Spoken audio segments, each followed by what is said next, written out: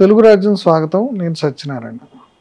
తెలంగాణలో భూముల registration values పెంచుతారనే ఆందోళన కొనసాగుతుంది. చాలామంది ప్లాట్లకి అగ్రిమెంట్లు రాసుకున్న వాళ్ళు, లేదంటే ఇంకా లోన్లు రాని వాళ్ళు, వీళ్ళందరూ కూడా ఇప్పుడు రేపు రిజిస్ట్రేషన్ ఛార్జీలు పెంచితే ఎలా, ఇప్పుడు ఈ లోపల అంటే వాళ్ళకి బ్యాంక్ లోన్లు రావటం ఇట్లాంటి ఇబ్బందులు ఉన్నాయి కాబట్టి ఆందోళన చెందుతున్నారు. అంటే భూముల వాల్యూ పెంచుతారా, లేకపోతే రిజిస్ట్రేషన్ ఛార్జీలు పెంచుతారా, లేకపోతే రెండు పెంచుతారా అనేది ఒక సమస్య ఉంది. ఇప్పుడు దీంతోపాటు ఇప్పుడు అట్లాగే ఇప్పుడు రేవంత్ రెడ్డి వచ్చిన తర్వాత రియల్ ఎస్టేటు ఎటువైపు పెరుగుతుంది అంటే ఇంతకుముందు ఇటు హైటెక్ సిటీ లేదంటే గచ్చిబౌలి ఈ ప్రాంతాల్లో ఆల్రెడీ పెరిగిపోయింది. తర్వాత బీఆర్ఎస్ వచ్చాక కోకాపేట అటువైపు కొంత విస్తరించింది. ఇప్పుడు కొత్తగా రేవంత్ రెడ్డి వచ్చాక అంటే నిజానికి బీఆర్ఎస్ హయాంలోనే లుక్ ఈస్ట్ పాలసీ అని చెప్పి అటు ఉప్పల్ అటువైపు కూడా కొంత ఐటీ తీసుకురావడానికి ట్రై చేశారు. ఇప్పుడు కోమటిరెడ్డి వెంకటరెడ్డి వీళ్ళు మంత్రులుగా ఉన్నారు కాబట్టి వాళ్ళ ఇంట్రెస్ట్ తోటి విజయవాడ రోడ్డు వైపు రియల్ ఎస్టేట్ పెంచే అటు ప్రాజెక్టులు తీసుకొచ్చే అవకాశం ఉందని చెప్తున్నారు. ఈ అంశాలన్నింటినీ మనతో చర్చించడానికి అనలిస్ట్ మధు గారు మనతో ఉన్నారు. మధు గారిని అడిగి ఈ అంశాలను తెలుసుకుందాం. మధు గారు నమస్తే అండి.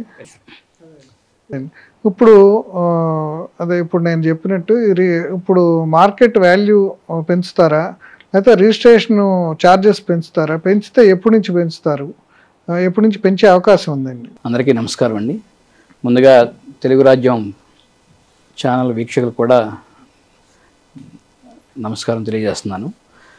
మీరు అడిగిన క్వశ్చన్ ఈ టైంలో చాలా దీని గురించి డిస్కస్ చేయడం చాలా అవసరం కూడా, ప్రజలకు కూడా తెలియటం కూడా చాలా అవసరం.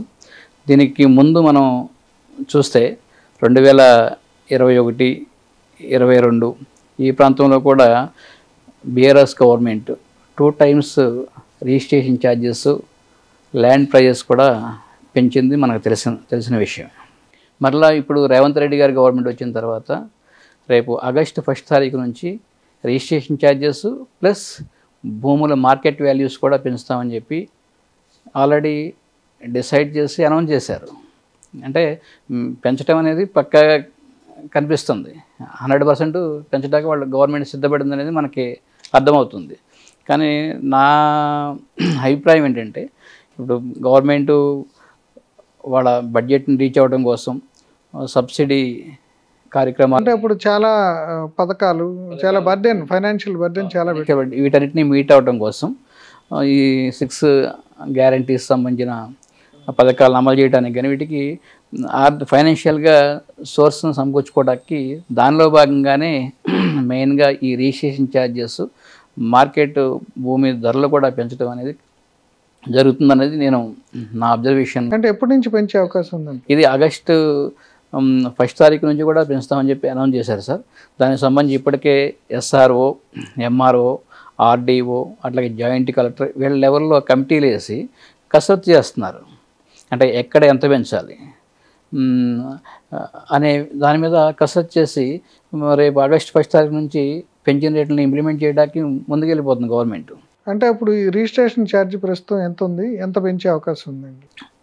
రిజిస్ట్రేషన్ ఛార్జీ వచ్చేపాటికి స్టాంప్ డ్యూటీ 7.5% గవర్నమెంట్ సేల్ డీడ్కి అప్లై చేస్తుంది. అట్లాగే దీనిలో సేల్ డీడ్తో పాటు మనకి గిఫ్ట్ డీడ్కి ఒక ఛార్జీ ఉంటుంది, అట్లాగే మార్టిగేజ్ డీడ్కి ఒక ఛార్జీ ఉంటుంది, అట్లాగే పార్టీషన్ డీడ్కి ఇట్లాంటి డీడ్స్ కంటే కూడా వివిధ ఛార్జెస్ ఉంటాయి. సేల్ డీడ్ మెయిన్ క్రయ విక్రయాలు జరిగేది సేల్ డీడ్ ద్వారా కాబట్టి sale deed value 7.5 present government collect చేస్తుంది. ఇది ఇప్పటికే చాలా ఎక్కువ అని చెప్పి కూడా మాకు క్లయింట్స్ నుంచి వచ్చే ఇన్ఫర్మేషన్ బట్టి మాకు తెలుస్తుంది. ఇది ఇప్పుడు మళ్ళీ పెంచుతామని చెప్పి అన్నారు. ఇది పెంచితే ఇంకా చాలా భారం అవుతుందని చెప్పి ప్రజలు. అంటే ఇప్పుడు ఇలా రిజిస్ట్రేషన్ ఛార్జీలు పెంచడం వల్ల ఇప్పుడు ఈ మామూలుగా ప్రాపర్టీ కొనుగోళ్ళు అవన్నీ కొంతవరకు నిలిచిపోవటం, కొంతవరకు నిరుత్సాహపడటం, కస్టమర్స్ని నిరుత్సాహపరిచే పరిణామం కాదంటారు? ఉంటుంది. ఇది ఖచ్చితంగా ఇది కస్టమర్స్ నిరుత్సాహపడే పరిణామం 100% కస్టమర్స్కి ఇది భారమే అనేది చెప్పాల్సిందే. ఎందుకంటే రిజిస్ట్రేషన్ ఛార్జెస్ ఆల్రెడీ 7.5 ఉన్నాయి, ప్లస్ దాంతోపాటు భూముల వాల్యూస్ కూడా పెంచుతున్నారు. ఈ రెండు పెరిగేపాటికి ఆల్రెడీ ఇప్పటికే 2 times పెంచి మళ్ళీ పెంచడం అనేది కూడా ఖచ్చితంగా 100% భారమే అవుతుంది. కానీ గవర్నమెంట్ కూడా ప్రత్యామ్నాయ సోర్స్ని కూడా చూసుకోవాలి. అంటే భూమి ఇప్పటికే రిజిస్ట్రేషన్ ద్వారా ప్రతి సంవత్సరం గవర్నమెంట్కి 15,000 కోట్ల రూపాయల ఆదాయం వస్తుంది. ఇప్పుడు మళ్ళీ 30% అంతా పెంచి మళ్ళీ ఇంకొక 4,000 5,000 కోట్లు ప్రజల మీద భారం అయ్యే విధంగా ఇప్పుడు తీసుకునే నిర్ణయం ద్వారా అర్థమవుతుంది అనమాట. అది ఖచ్చితంగా భారమే అవుతుంది. కానీ ఇదే సందర్భంలో ఇంకొక విషయం ఏంటంటే గవర్నమెంట్ చెప్పే దానిలో ఓపెన్ మార్కెట్ వాల్యూని పరిగణలోకి తీసుకుంటామని చెబుతుంది. అంటే ఒక చోట ఒక ఎకరం ధర వచ్చేసి రిజిస్ట్రేషన్ వాల్యూ వచ్చేసి 1,00,000 2 లక్షలు ఉంటుంది. కానీ బయట ట్రాన్సాక్షన్స్ అది 50 లక్షలు కోటి రూపాయలు కూడా ట్రాన్సాక్షన్ జరుగుతూ ఉండొచ్చు. కానీ ఇది ఎప్పుడు ఇది స్థిరమైన వాల్యూగా తీసుకుని చూసి తీసుకోవడం కరెక్ట్ కాదనేది నా అభిప్రాయం. ఎందుకంటే ఇంతకుముందు మనం అమరావతిలో చూసాం 2 కోట్లు 3 కోట్లు ఎకరం అలా వెళ్ళిపోయింది. కానీ 5 years తర్వాత అది మొత్తం మళ్ళీ 25 లక్షలు కొలాప్స్ అయిపోయేవాటికి వాటిని దృష్టిలో పెట్టుకొని మనం రేట్లు నిర్ణయిస్తే అది కరెక్ట్ కాదనేది.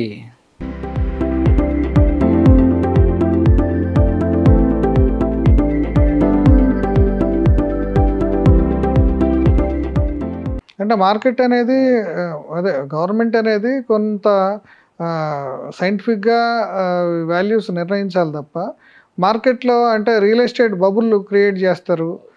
లేదంటే ఒక ట్రాన్సాక్షన్ 1 కోటి రూపాయలకు జరుగుద్ది. ఆ ట్రాన్సాక్షన్ బేస్ చేసుకుని ఆ రియల్ ఎస్టేట్ వాళ్ళందరూ కూడా ఆ టార్గెట్ రీచ్ చేయడానికి రేట్లు పెంచుతారు. ఇటీవల గవర్నమెంట్ ఆక్షన్ వేసిన సందర్భాల్లో కూడా ఏదో ఒక ఆక్షన్కి కొంతమంది పాడటం, వీళ్ళందరూ రింగ్ అయ్యి ఆ తర్వాత ఆ వాల్యూకి రీచ్ చేయటం, తర్వాత విత్డ్రా కావటం, అక్కడేమో మార్కెట్లో రేట్లు పెరిగిపోతాయి. అంటే ఇట్లా మార్కెట్ రిగ్గింగ్ ఇవన్నీ ఉంటాయి.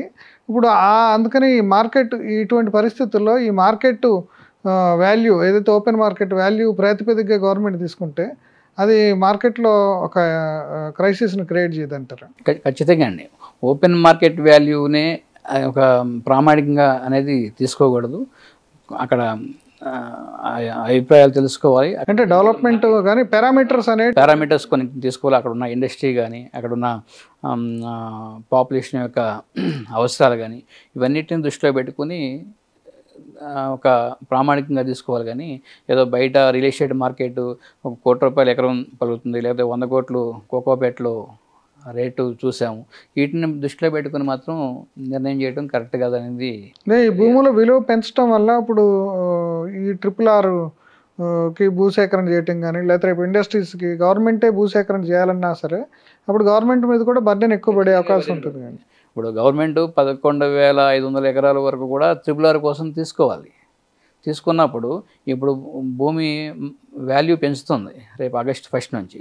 పెంచినప్పుడు ఈ వాల్యూ గవర్నమెంట్ 2 times 4 times కూడా మళ్ళీ తిరిగి రైతులకి లేకపోతే లబ్ధిదారులకి చెల్లించాల్సిందే. ఇది తిరిగి మళ్ళీ గవర్నమెంట్కి కూడా బర్డెన్ అవుతుంది. కానీ ప్రజల దగ్గర నుంచి తీసుకునేటప్పుడు వసూలు చేసేటప్పుడు తేలిగ్గా ఉంటుంది. కానీ అదే సందర్భంలో కాంపన్సేషన్ రూపంలో ఇచ్చేటప్పుడు గవర్నమెంట్కి కూడా చాలా బర్డెన్ అవుతుంది అనేది 100% కరెక్ట్ అనమాట.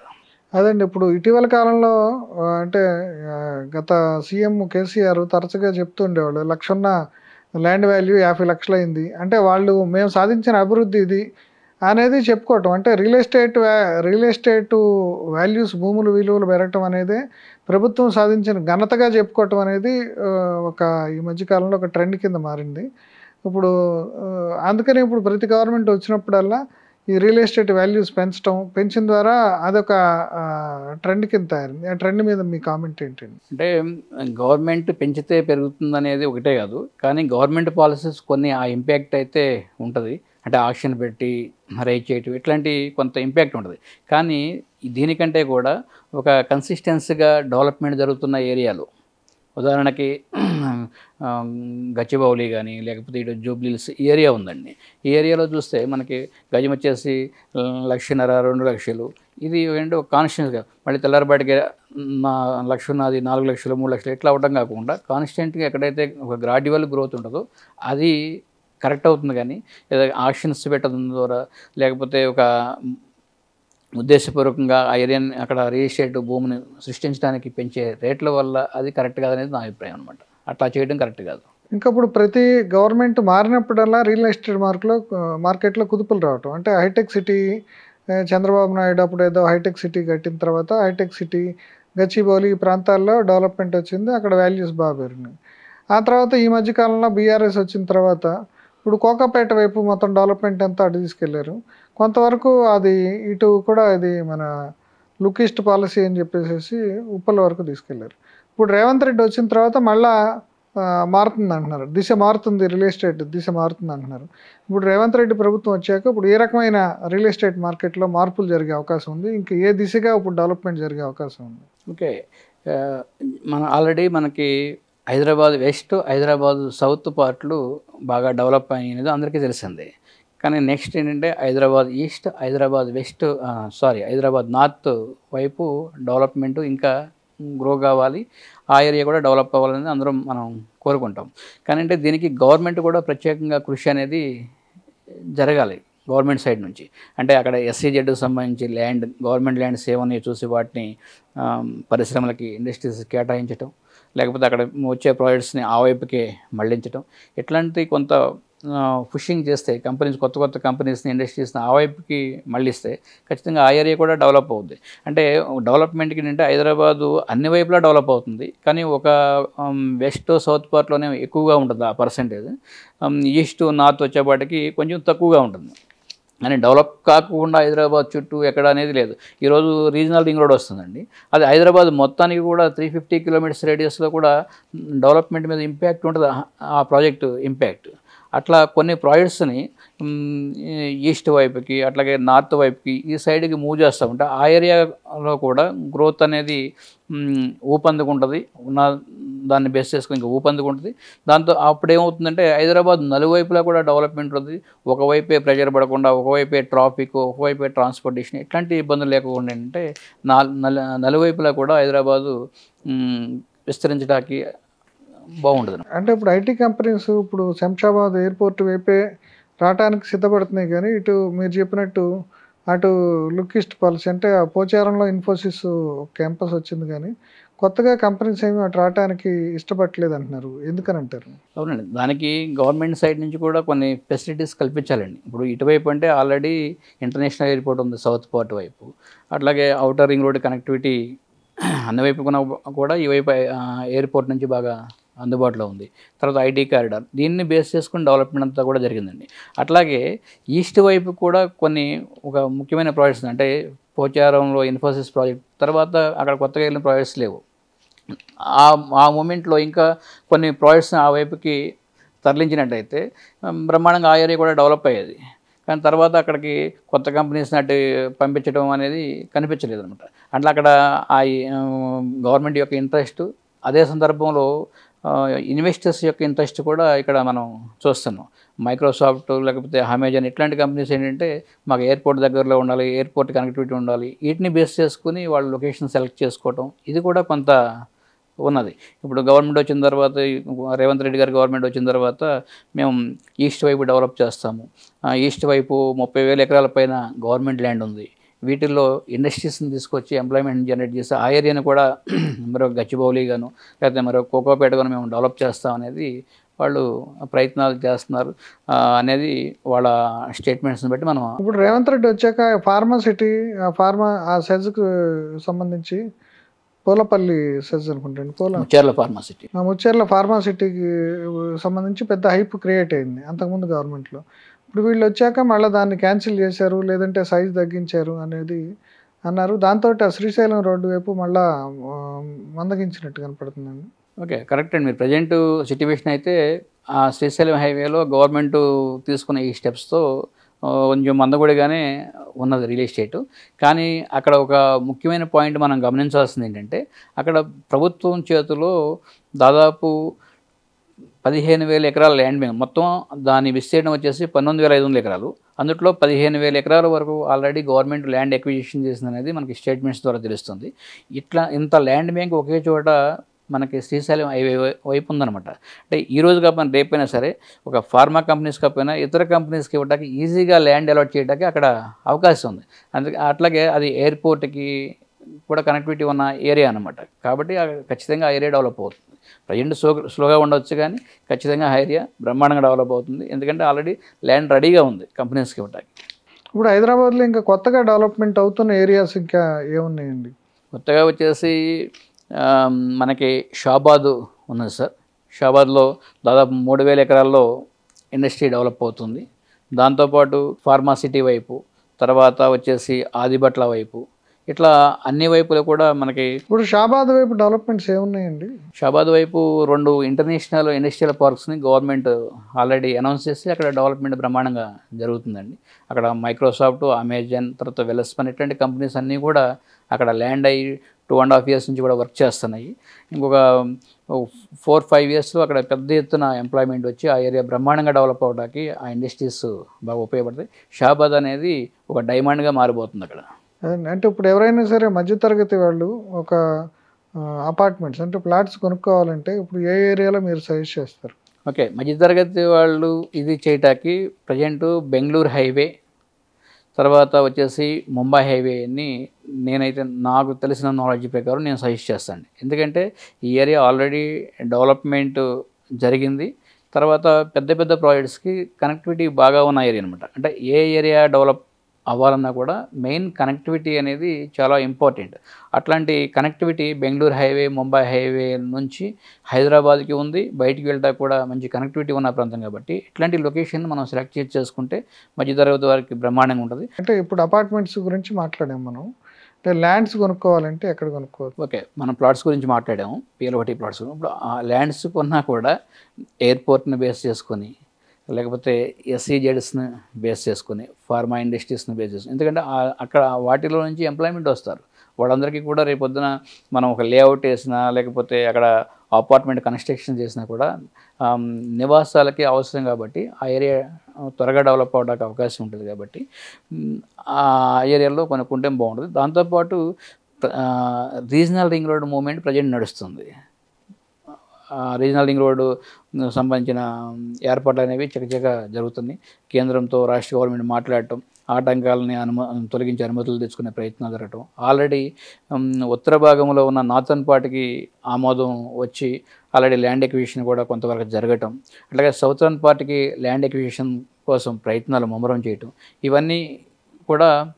అంటే ఇప్పుడు మీరు టెక్నికల్గా చెప్పారండి, రీజనల్ రింగ్ రోడ్డు ఉత్తర భాగం ఇట్లా డైరెక్షన్స్ చెప్పారు. అట్లా కాకుండా ఈ RRR వస్తే జనరల్ ఏ గ్రామాలు డెవలప్ అయ్యే అవకాశం ఉంది, ఏ ఏరియాలు డెవలప్ అయ్యే అవకాశం ఉంది అంటే మామూలు సాధారణ వీక్షకులకు అర్థమయ్యేలా చెప్పారు. ఇటు వెస్ట్ పార్ట్ వచ్చేపాటికి మనకి సంగారెడ్డి అవతార పెద్దాపూర్ నుంచి స్టార్ట్ అవుతుంది సార్. ఇట్లాంటి కొన్ని అంటే ఆల్రెడీ అక్కడ డెవలప్మెంట్ ఉంది, కొన్ని సిటీ రూపంలో, టౌన్ రూపంలో ఉన్న ప్రాంతాలు అనమాట అవి.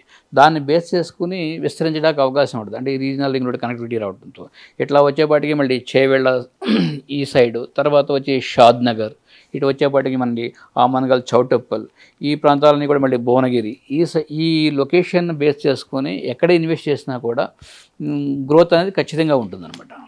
ఎందుకంటే రీజనల్ రింగ్ రోడ్ అనేది ఒక పెద్ద ప్రాజెక్ట్ కాబట్టి నెక్స్ట్ వచ్చే ప్రాజెక్ట్స్ అన్నీ కూడా రీజనల్ రింగ్ రోడ్ బేస్ చేసుకునే మనకి హైదరాబాద్కి వస్తాయి అనమాట.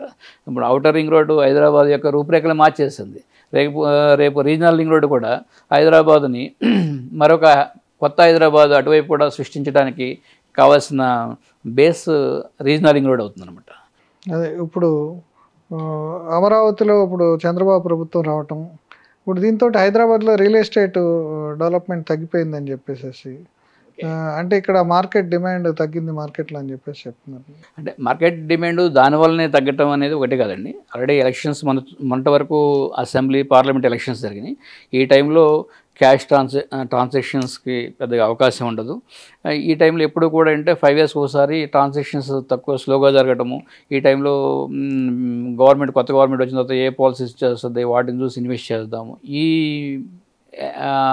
ఈ విధంగా ప్రజలు ఆలోచిస్తూ ఉంటారు. ఇది ప్రజెంట్ ఈ మూడులో నుంచి వస్తున్నారు, ఇన్వెస్ట్మెంట్ అని చేస్తున్నారు. కానీ ఇదే సందర్భంలో అంటే ఏపీలో కూడా గవర్నమెంట్ మారిన తర్వాత అక్కడ విపరీతమైన డిమాండ్ వచ్చినట్టుగా ప్రచారం కూడా కొంచెం తోడైంది. దానివలన ఒక 5 to 10% హైదరాబాద్ మీద ఇంపాక్ట్ ఉంటుంది తప్ప ఏదో 90% ఇంపాక్ట్ అయితే మాత్రం ఉండదు. Already Hyderabad well established city కాబట్టి, గ్లోబల్ సిటీ కాబట్టి అంతా దాని ఇంపాక్ట్ ఉండదు. ఇదంతా ఒక 4-5 monthsలో అంతా సర్దుగా ఉండదు. ఇప్పుడు నాకు తెలిసిన ఇన్ఫర్మేషన్ ప్రకారం అమరావతి చుట్టుపక్కల అంతకుముందు కొని స్టక్ అయిపోయిన వాళ్ళంతా అమ్ముకోవడానికి జరిగే ప్రయత్నాలుగా దాన్ని భూమి చేస్తున్నారని జరుగుతుంది. ప్రజెంట్ అగ్రిమెంటల్ స్థాయిలో జరుగుతుంది, కానీ అవి డీల్స్గా క్లోజ్ అయిపోయి హైదరాబాద్లో ఉన్న రియల్టర్స్ కూడా కొంతమంది ప్రాజెక్ట్స్ ఆపేసి అక్కడ వచ్చారు కదండి, వాళ్ళంతా మళ్ళీ వెళ్ళే అవకాశం వెళ్తే మళ్ళీ ఇక్కడ కొంత అంటే వాళ్ళ అందరికీ కూడా ఒక అనుభవం ఉన్నది. అంతకుముందు కూడా ఇక్కడ అమ్ముకుని అక్కడ కొని ఇబ్బంది పడ్డ అనుభవం కూడా ఉంది. అంటే ఈసారి అలా చేయరు, కొంచెం ఆచితూచి ఆలోచిస్తారు. ఎందుకంటే ఇక్కడది పోగొట్టుకోరు, అంటే ఆల్రెడీ నడిచేదాన్ని వదులుకోకుండా అక్కడ పెడితే కొంత పెట్టుబడి పెట్టి లేదా అక్కడ అవసరాన్ని బట్టి ఇన్వెస్ట్ చేయొచ్చు, కానీ ఇక్కడ వదులుకున్న అక్కడికి వెళ్ళిపోతారు అనేది మాత్రం కరెక్ట్ కాదు. ఇక్కడ కంటిన్యూ చేస్తూనే దాన్ని డెవలప్ చేసుకోవడానికి ప్లాన్ చేస్తారు తప్ప, అంటే గత అనుభవాన్ని పెట్టి మొత్తం ఇక్కడ వదిలేసి మాత్రం అక్కడికి వెళ్ళిపోయే పరిస్థితి అయితే లేదనేది నా అబ్జర్వేషన్. అండ్ ఫైనల్గా మీ కంక్లూడింగ్ రిమార్క్స్ ఏం చెప్తారు ఇప్పుడు ఈ రిజిస్ట్రేషన్ వాల్యూస్కి సంబంధించి? ఓకే, రిజిస్ట్రేషన్ వాల్యూస్ సంబంధించి నేను గవర్నమెంట్కి నేను చూసినగా చెప్తున్నాను.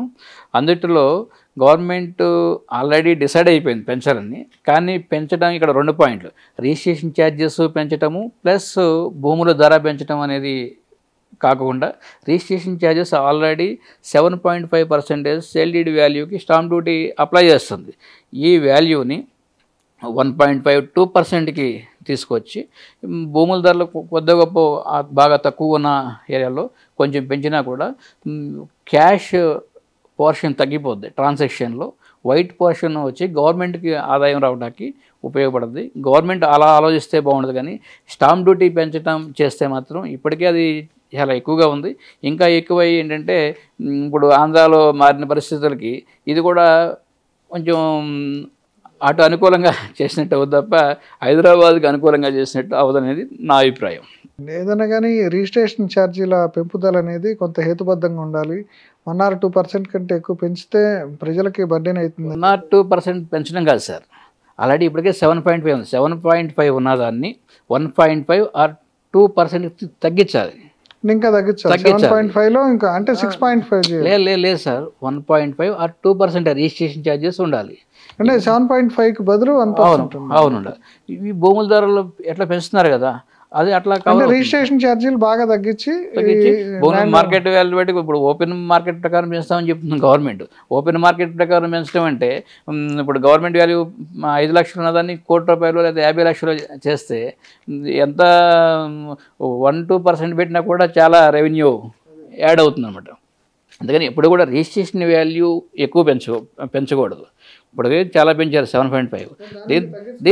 దీన్ని తగ్గించాలి. దీన్ని తగ్గించి మార్కెట్ వాల్యూ పెంచుతుంటే అది ఒక హేతుబద్ధంగా ఉంటుంది. అంటే బయట మార్కెట్లో మీరు ₹1,00,00,000 అమ్ముతున్నారు కదా ఎకరం, లేదా 50 లక్షలకు అమ్ముతున్నారు కదా, అలాంటి దాన్ని మేము 10 లక్షలు చేస్తాం, 5 లక్షలు చేస్తామంటే దాన్ని ఒకే వాస్తవానికి దగ్గరగా చేసినట్టుగా ఉంటుంది.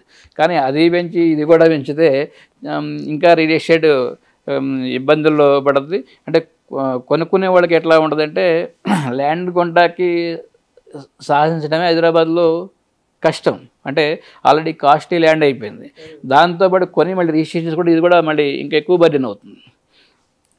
అలా అందుకని వీటిని దృష్టిలో పెట్టుకుని గవర్నమెంట్ రిజిస్ట్రేషన్ ఛార్జీలు పెంచడం కంటే కూడా రిజిస్ట్రేషన్ ఛార్జెస్ని ఉన్న ఛార్జెస్ని తగ్గించి దీన్ని వాస్తవానికి దగ్గరగా హేతుబద్ధంగా కొంచెం కసరత్తు చేసి పెంచినా కూడా దానివల్ల ఏమవుతుందంటే ల్యాండ్స్కి వాల్యూ కల్పించినట్టు అవుతుంది.